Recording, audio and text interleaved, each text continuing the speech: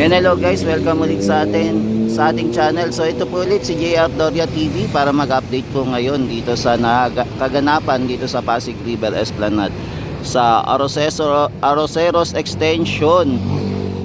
So panibagong esplanade na naman po yung ginagawa. So update lang natin ngayon June 25, 2025. So samahan niyo po ulit si JR Doria para mag-ikot-ikot na naman dito sa panibagong update na naman natin dito sa ginagawang extension ng Pasig River Esplanade. So tara, let's go naman guys.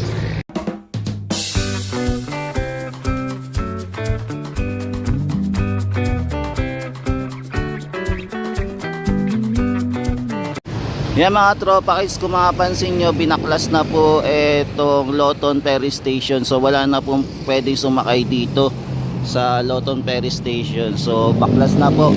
So ang mga sasakay po ay dito na lang po sa Quinta Market na lang po. Yung mga papunta naman po ng Loton, negative na po. Hindi na po tayo makakasakay dito sa area.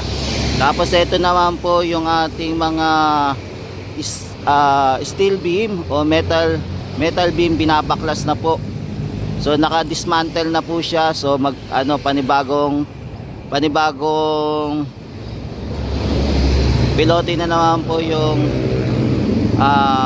magbabaon na naman po sila. So panibagong area na naman po na pilote na magbabaon na naman po sila. So ito po yung ganap ngayon dito sa Pasig River Esplanade, malapit po sa Loton Station.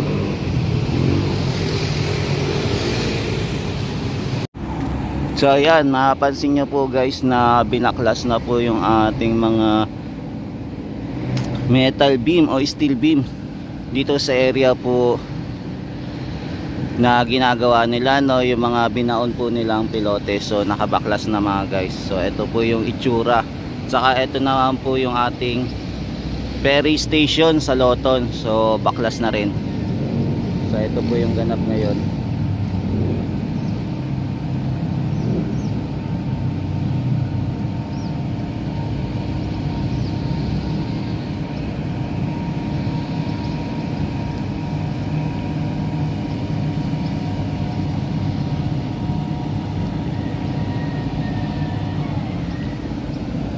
Yan, grabe, tuloy-tuloy na po talaga yung nila, no, trabaho nila dito sa area.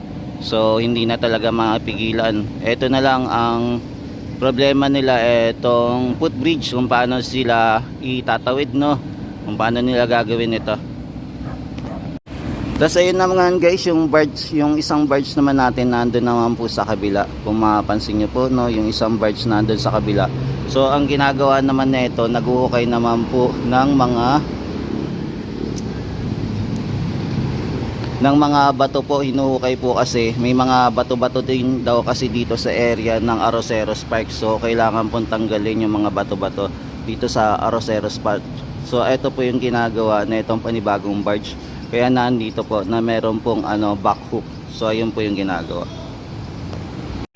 Yan, so nandito lang po tayo sa area po muna malapit po dito sa Quinta Market. So dito po muna tayo nag-update po para masilayan natin kung ano po yung mga kaganapan ngayon dito.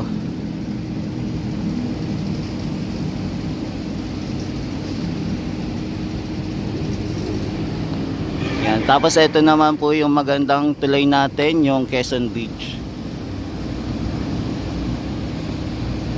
Yan, so silip naman po tayo sa kabila.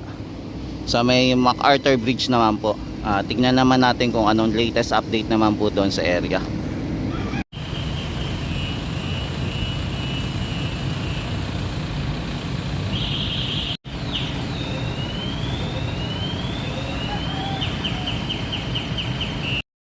Yan, lakad-lakad po muna tayo dito sa Quezon Bridge. So ito naman po yung Quezon Bridge, mga kababayan.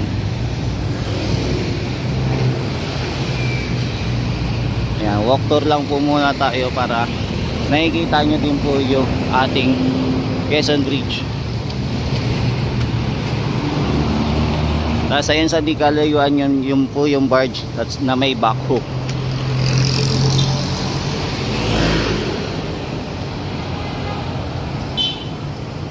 Yan, maganda po yung bridge na to kung aalagaan lang po.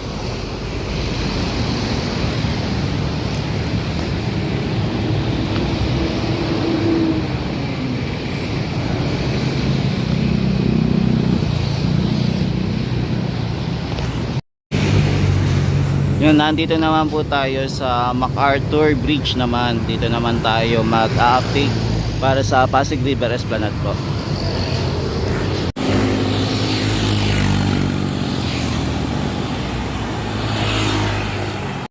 Yan guys, mataas na naman po yung tubig dito sa Pasig River, no?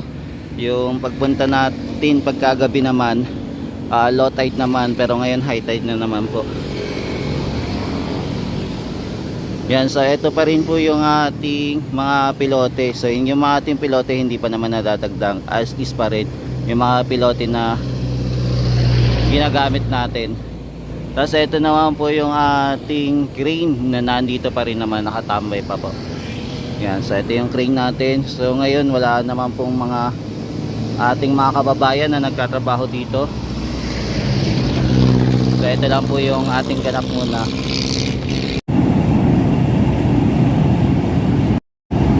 Yan, so ito yung ating mga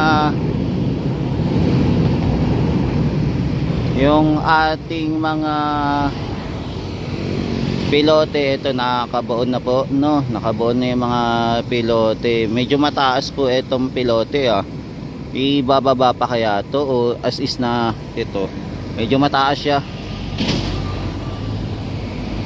Mataas yung lugar. Parang hindi siya pinantay dito sa may pader, no, sa Pangpang, hindi na siya pinantay. So ito po yung itsura niya. Ibababa pa kaya nila to o ito na talaga yung mga pilote na binaon nila. Tapos magbabakot na din po pala sila, babakuran na nila. Yan, sisimula na rin po nilang bakuran na itong mga pilote. Yan, so ito po yung ganap ngayon.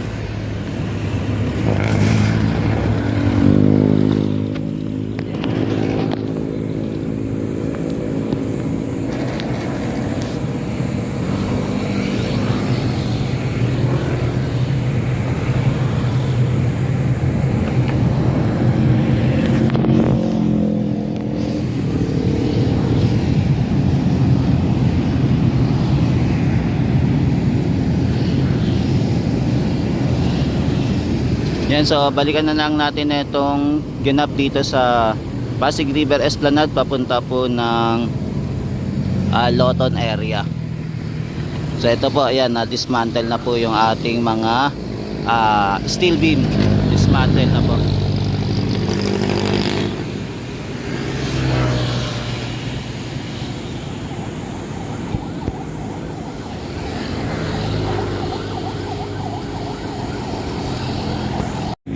Yan, dito naman po tayo sa kabila kung saan precast na po sila ng sa baluster railings.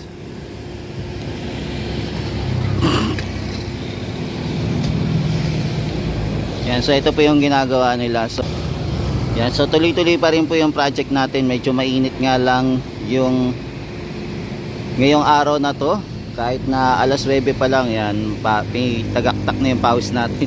Kakaikot dito sa Pasig River Esplanade para mag-update po. Yan, kung mapapansin nyo mga tropa kids, baha pa rin po dito sa area. Ano kaya gagawin nila para mawala po yung baha dito, no? Lalo siguro bumabaha ito dahil na po mataas yung tubig. Yan, kasi high tide po ngayon, kaya mataas yung tubig.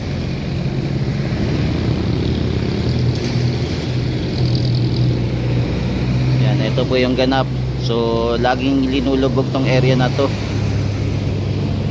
Pero dati may mga nakakadaan pa dito pero ngayon parang wala na, no. Dati nakakadaan pa ako dito. No, hindi natin alam kung saan dumadaan yung tubig. Bumubulwak-bulwak.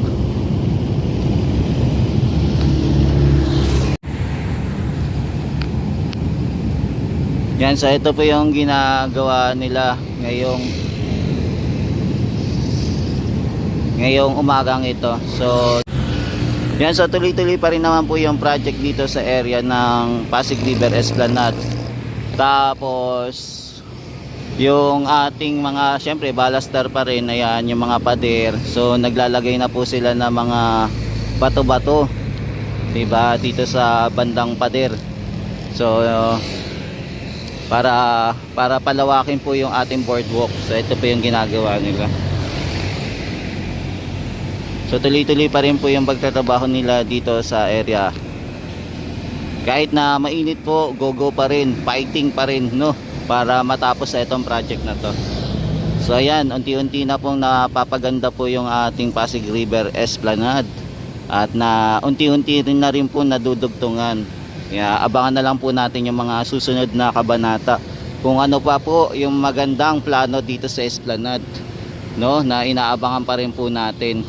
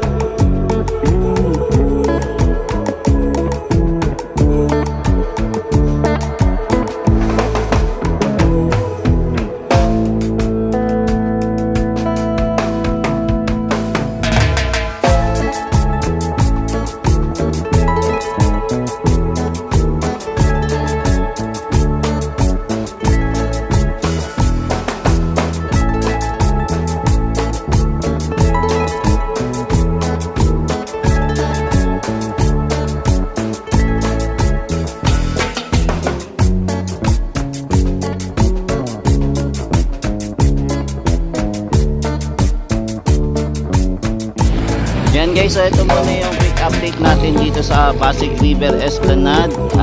Phase 4 extension po papunta pong Arroceros Park. So update po ulit natin ito. Bukas po ulit, tingnan natin kung ano pa yung mga pagbabago dito sa ginagawa nila dito sa panibagong project sa Esplanade. Yan, maraming salamat po. Ito po ulit si JR Doria TV na nag-update dito sa Pasig River Esplanade. Maraming salamat po. Hanggang sa muli, mahalin natin ang Pilipinas. Thank you po. And God bless sa inyo.